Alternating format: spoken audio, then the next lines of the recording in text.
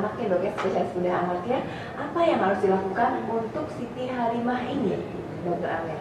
Ya tadi saya sudah sebut bahwa dia diagnosisnya atresia ani dan ada fistula di vestibulum.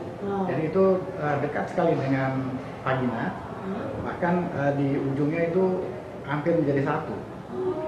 Nah di bagian semua itu harus dipisah, kemudian dimasukkan ke tempatnya yang betul. Jadi si pistol harus dilepas, kemudian ditarik ke belakang, dimasukkan ke dalam otot yang nantinya akan bisa menghentikan kebocoran.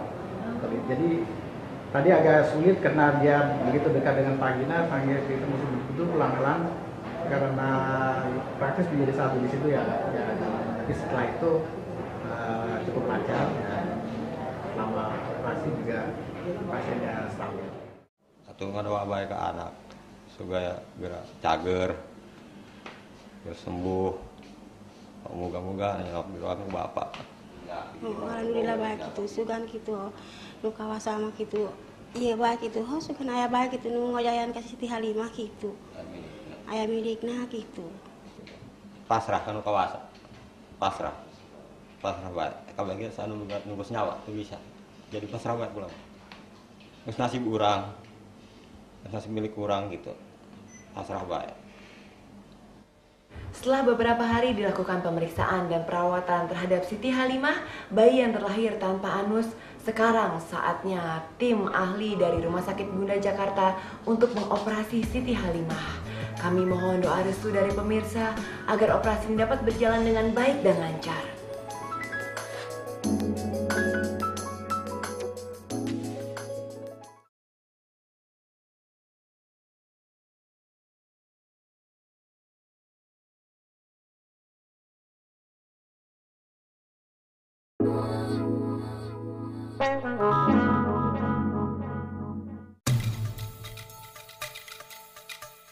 Tindakan sudah mulai dilakukan kepada Siti Halimah. Kedua orang tua Siti, Bapak Sauna dan Ibu Rina, sangat pasrah dan memohon doa agar tindakan ini berhasil.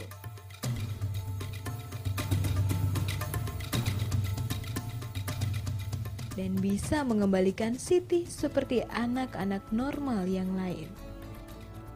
Tindakan apa yang harus dilakukan untuk Siti Halimah ini, dokter? Nah, pada tahap pertama, kalau dia baru lahir, tentu dia belum ada lubang anus dan biasanya fistulanya juga tidak memungkinkan untuk keluar dengan lancar.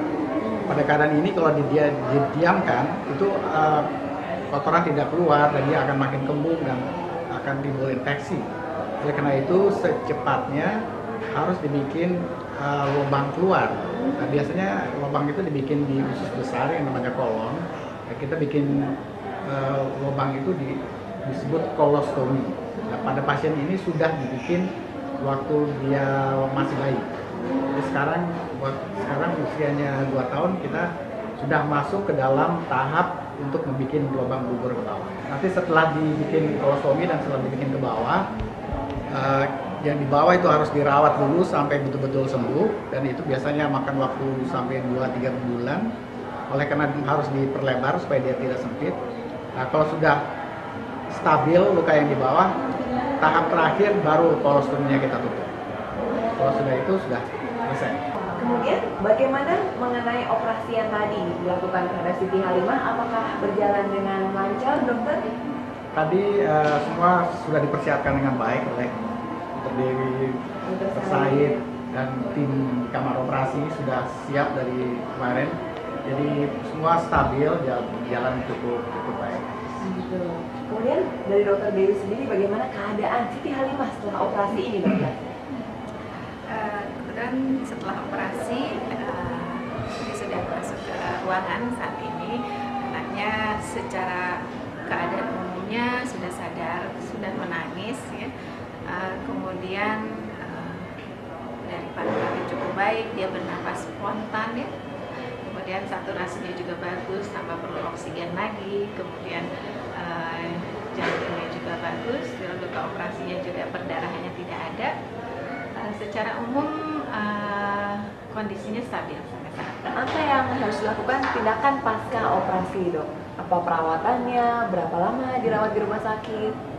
Ya, sekarang kita hanya menunggu luka itu kering dan bersih. Jadi itu ada tekniknya, yaitu kita kasih obat-obat lokal anti infeksi.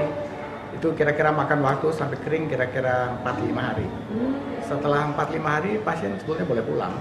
Tapi dia harus kembali untuk kita lakukan tindakan yang namanya busi. Itu dilebarkan dengan alat dilator supaya tidak kena luka di bawah situ, cenderung untuk menyempit. Jadi kita untuk mencegah penyempitan itu kita lakukan pelebaran itu. Dia akan datang ke sini seminggu sekali, tapi orang tua harus melakukan pelebaran dengan alat yang akan dikasih nanti. Itu kita ajarkan, dan orang tua harus melakukan sehari 2 kali sampai mencapai ukuran tertentu. Nah, kalau sudah ukuran tertentu itu biasanya kita capai dalam 2 bulan, 3 bulan, baru si kolostomi bisa ditutup.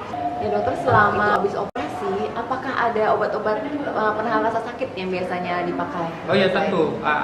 Jadi tanda-tanda sakit itu biasanya kita ketahui dari tanda-tanda fisik, dari tanda-tanda monitoring itu kita ketahui. Jadi menghilangkan nyeri yang pasca bedah itu bisa macam-macam, bisa intermittent, bisa terus-menerus.